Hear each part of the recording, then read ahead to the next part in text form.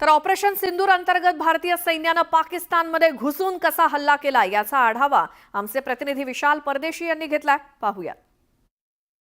मित्रांनो, ऑपरेशन सिंदूर ईट का जवाब पत्थर से पेलगाम हल्ल्याला अखेर भारताने उत्तर देऊ केलेलं आहे. आणि चला न्यूज 18 लोकमतच्या ड्रोन टॅक्सीच्या माध्यमातून जाणून घेऊयात की पाकिस्तानमधले अशी कोणती ती 9 ठिकाणे आहेत म्हणजे दहशतवादी अड्डे आहेत ज्यावरती हल्ला करण्यात आला.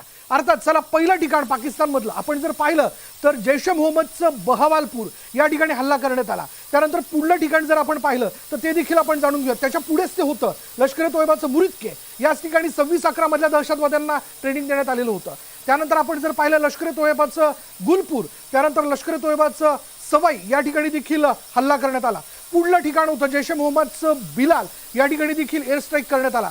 जैश ए मोहम्मदचं कोटली या ठिकाणी हल्ला करण्यात आला. आणि पुढला हल्ला जो झाला एअर स्ट्राईक झाला तो लष्कर ए तोयबाचं बर्नाला. आणि त्याचा पुढचा जो जबरदस्त हल्ला होता आपल्या क्षेपणास्त्रांचा तो होता जैश ए मोहम्मदच्या सरजालवरती आणि पाठोपाठ हिजबुल मुजाहिदीनच्या महामुनावरती. हीच ती मंडळी 9 ठिकाणं आहेत. बघा ही 9 ठिकाणं लक्षात घ्या.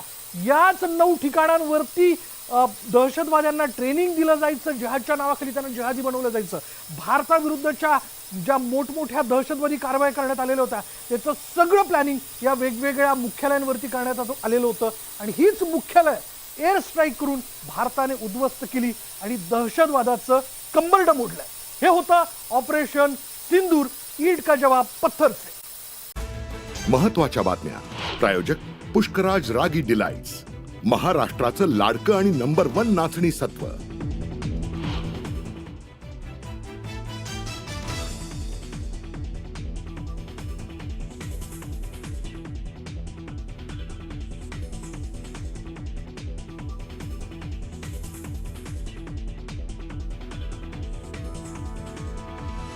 पाकिस्तानात लाहोर विमानतळाजवळ स्फोट. विमानतळाजवळ स्फोटाचे आवाज आल्यानं लाहोर विमानतळ काही काळासाठी बंद.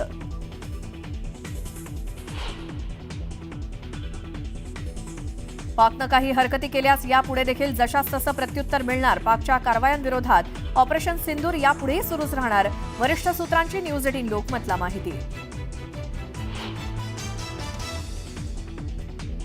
भारत दुसरा हल्ला करू शकतो या भीतीनं पाकिस्तानची उडाली झोप. रावळपिंडीतलं सैन्य मुख्यालयासह संपूर्ण शहरात पुढील आदेशापर्यंत ब्लॅकआउट.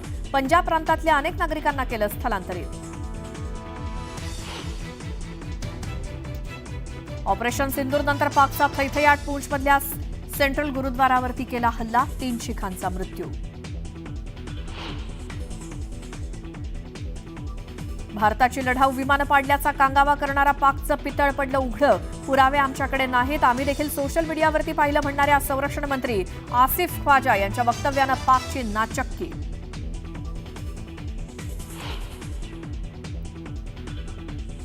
पाकिस्तानकडनं नियंत्रण रेषेवर पुन्हा शस्त्रसंधीचं उल्लंघन. राजौरी आणि पूंछमध्ये पाकिस्तानकडनं रात्री गोळीबार.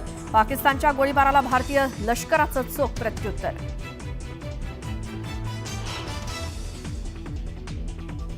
ऑपरेशन सिंदूरनं पाकचे दणाणले धाबे. प्रत्युत्तर देण्यासाठी पाकिस्तान सरकारनं लष्कराला दिली मोकळीक. निरपराध नागरिकांचा मृत्यू झाल्याचा पाकचा कांगावा.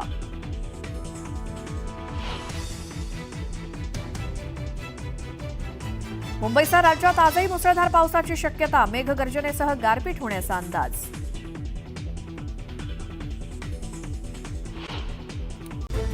टॉप 18 प्रायोजक डिफेन्स करिअर अकॅडमी. युवक युवतींनो, भारतीय सैन्यात घडवा अभिमानास्पद करिअर.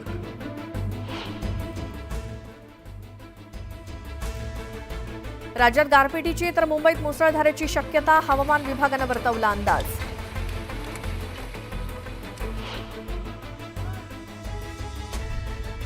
अवकाळी पावसामुळे कोकणातील आंबा पीक धोक्यात. पावसानं फळगळतीसोबतच आंबा खराब होण्याची भीती.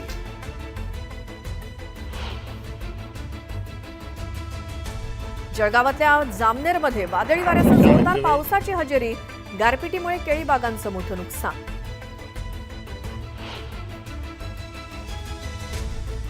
रायगडमध्ये अवकाळी पावसाची हजेरी. पावसामुळे अखेरच्या टप्प्यातील आंबा पिकांचं नुकसान होण्याची शक्यता.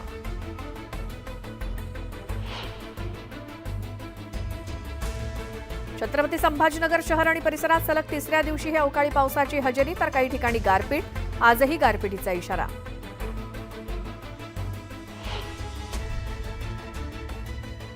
मुंबई आणि उपनगरात अवकाळी पावसामुळे डासांचा प्रादुर्भाव वाढण्याची शक्यता. डास निर्मूलन विशेष मोहीम हाती घेण्याचा पालिकेचा निर्णय.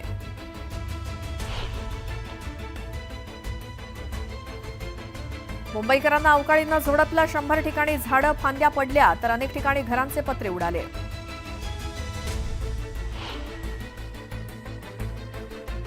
एल्फिन्स्टन पूल बाधितांच्या पुनर्विकासाबाबत रहिवाशांना काहीसा दिलासा. पुढील आठवड्यात नगर विकास विभागाकडून शासन निर्णय प्रसिद्ध होणार.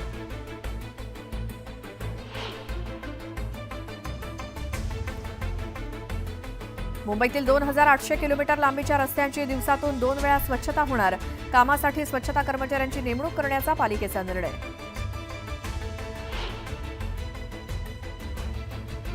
मुंबईत अवकाळी पावसामुळे गारवा, एसी, पंखे, कूलरचा वाढलेला वेग मंदावला. विजेची दैनंदिन मागणी तब्बल 8,000 घसरून 22,000 मेगावॅटवर.